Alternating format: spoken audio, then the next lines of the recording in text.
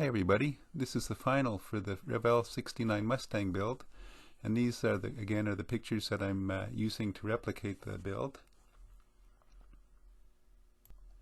So I've pretty much got the car completed. About all I have left to do now is add the decals and the door mirrors. I've added a couple of magazines in the back for interest, and I got my custom license plates on.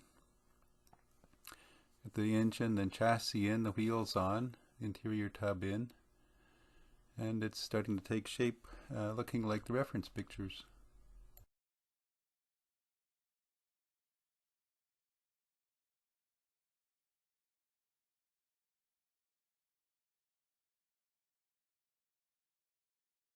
For the hood, I masked off the edges and airbrushed some Stynylrez black primer in the center part before attaching the decals for the pinstriping.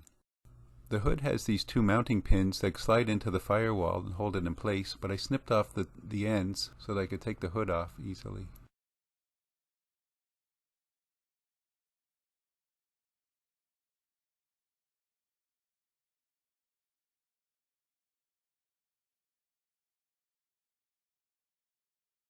As you can see from this decal sheet, this kit and the decals were issued in 1989. This is the decal sheet for the 69 Mustang. I'm going to try to put these stripes on that go on the hood. I've painted the hood black and I'm going to try to put these stripes on here with the pinstripe.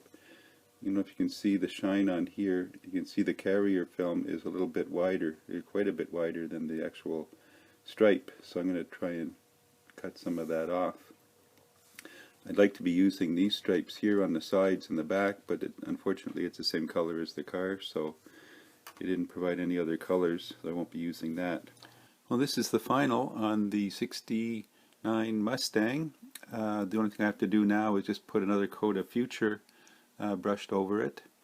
I just used the Sharpie chrome marker to do the trim around the windows.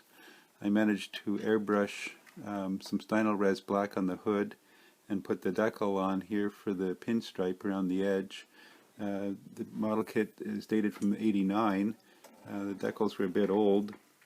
When I put them in the water, they curled up, and I think some of the glue kind of shriveled up on it. There's a bit of a ridge showing. I put some solvent on it, and it's still showing a bit of a ridge here. But it did manage to match up pretty well with my paint job. And just some chrome Molotow marker on the hood pins. The only thing I wasn't keen about on this model, I really like the look of the car, but this front fascia part here is a separate piece that glues on afterwards, after the chassis goes in. And then there's the bumper and the lip under here, the black lip. And the same on the back, this rear tailpiece goes on after. And it's always a challenge after painting all the parts and then trying to attach them.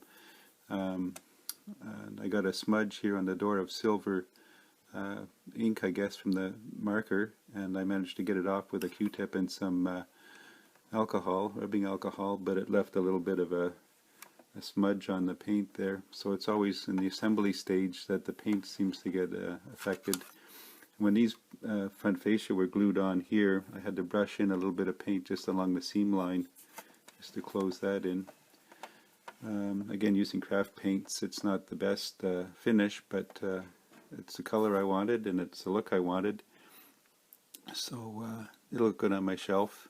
I put a couple of a comic book and a cartoons magazine in the back just for interest.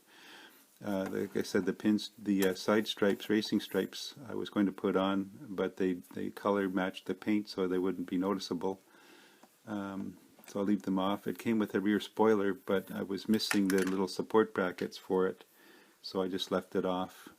As I said, the kit was, I bought at a show. It was opened and all the parts were off the sprue. I thought everything was there, it seemed, except for those two supports. So other than that, everything came out well. I didn't weather this one up like I normally do. It's just a clean paint job. The hood, as I showed in the pictures, I broke off cut off the tabs on the end of the hood inserts where it inserts into the cowl there. just so I could get it in and out easily. It had little tabs on there that would have popped in and held it in place, and it would have been difficult to get it back out again. So just for alignment purposes, I cut those off, and I can just slide the hood in. So the engine is looks pretty good. Try and focus on that a little better. And you can see that details up pretty nice. So there it is. And that's the look I was going for, and turned out well. Thanks for watching, and stay tuned to see what's next.